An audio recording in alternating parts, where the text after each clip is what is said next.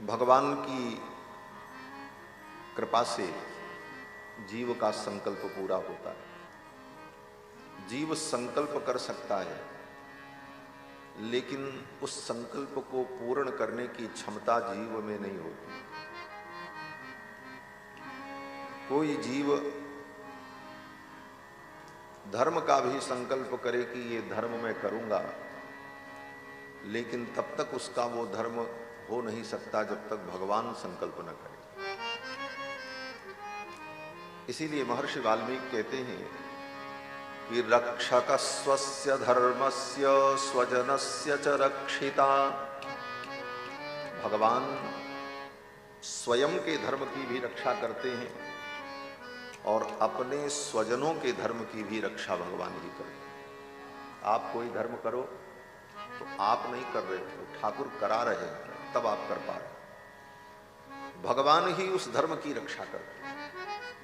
ऐसे धर्म स्वरूप प्रभु श्री राम, रामो विग्रहवान धर्म, जो धर्म के साक्षात विग्रह, उन श्री राम की मंगलमयी कथा, रामायण कथा हम सभी लोग श्रवण करेंगे। ब्रह्मपुर में, ओडिशा में श्री राम कथा, श्री भक्तमाल जी की कथा, श्री भागवत जी की कथा कई बार सुनाने का मुझे अवसर मिला, लेकिन केवल श्री जगन्नाथपुरी में कितनी कथाएं। पहली बार जगन्नाथपुरी के अतिरिक्त यहां पर श्री ब्रह्मपुर में भगवान की कथा सुनाने का अवसर हुआ। ब्रह्मपुर,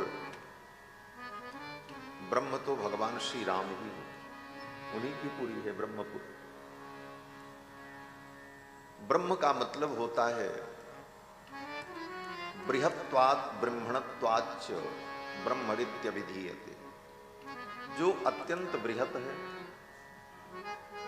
और जो दूसरे को बृहत बना देता है, उसको ब्रह्म कहते हैं। ये ब्रह्म शब्द का शाब्दिक अर्थ है। बृहत्वात् ब्रह्मणत्वाच्च ब्रह्मरित्य विधीयते। ब्रह्म का मतलब परमात्मा, सर्वेश्वर। वेदों के द्वारा जिस परम तत्व का प्रतिपादन किया गया वो परम तत्व ब्रह्म। इसीलिए वेदांत में सर्वप्रथम ब्रह्म की जिज्ञासा की जाती है। ब्रह्म कौन? अथातो ब्रह्म जिज्ञासा। इस सूत्र के द्वारा ब्रह्म परमात्मा की जिज्ञासा जीव करता है और शास्त्रों के माध्यम से, आचार्यों की कृपा से, गुरुजनों के उपदेश से उसकी ब्रह्म जिज्ञासा का समन होता है और वो ब्रह्म को जान पाता है। तो ब्रह्म माने परमात्मा। इसीलिए श्री जगन्नाथ भगवान को दारु ब्रह्म कहा जाता है। ब्रह्म परमात्मा दारु के रूप में, लकड़ी के रूप में विराजमान, दारु ब्रह्म। एक महात्मा ने कहा, महाराज ये भगवान लकड़ी के क्यों हो गए, वो भी सूखी लकड़ी के? तो जो भगवान के भक्त होते हैं, संत होते हैं, वो भगवान के विषय में ही चर्चा करके मनोविनोद भी कर लेते हैं। उनके मनोविनोद आनंद का विषय भगवान ही होते हैं।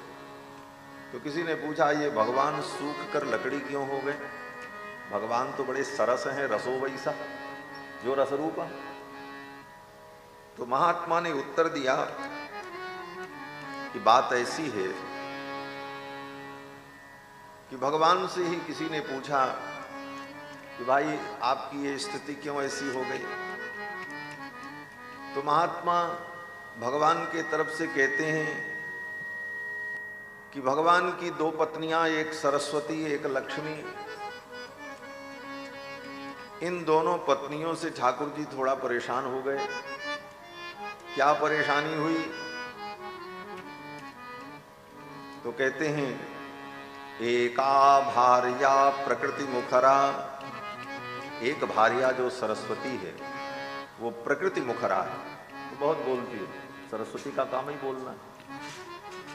चंचला च द्वितीया, द्वितीय पत्नी जो लक्ष्मी है वो चंचला है, वो स्थिर नहीं रहती। अब जिसकी भार्या स्थिर न रहे तो उसको तो थोड़ी परेशानी होगी। पहली भार्या मुखरा, दूसरी चंचला। और बेटा बोले पुत्रश्चैको भुवन विजयी, भगवान का जो पुत्र है वो कौन? बोले प्रद्युम्न जी महाराज, कामदेव के अवतार हैं। और कौन है? बोले भुवन विजयी। ऐसे पुत्र, पुत्रश्चैको भुवन विजयी मन्मथो दुर्निवारः, मनमथ कामदेव ही जिनका पुत्र है। और इस कामदेव के कारण भी ठाकुर जी को उलाहना सुनना पड़ता है। ये बड़े बड़े ऋषि मुनि महात्मा सब यही कहते हैं, काम तो बड़ा अटपट है। तो अपने पुत्र की उलाहना सुनते सुनते ठाकुर जी परेशान। पत्नी की चंचलता, पत्नी की प्रकृति मुखरता, पुत्र की उलाहना और शेषशय्या भुवन मुदधि, और शेष की सैया है। और निवास कहाँ है? बोले समुद्र में, भुवन मुदधि, समुद्र में घर। वाहनम पन्नगारी, और भगवान के वाहन कौन है? बोले पन्नगारी, गरुण। गरुण और सांप की लड़ाई रोज घर में होती। थोड़ा सा ठाकुर जी चूक जाएं तो गरुण जी शेष जी के ऊपर हमला कर दें। वाहन और आसन की लड़ाई। तो संत कहते हैं स्मारम स्मारम स्वगृह कलहम, अपने घर के इस कलह का बार बार स्मरण करते करते ठाकुर जी दारू भूतो मुरारी, सूख करके लकड़ी हो गए। जिसके घर में रोज कलह हो तो बेचारा सूख जाएगा। भक्त कहते ठाकुर इसीलिए लकड़ी हो गए, दारू ब्रह्म हो गए।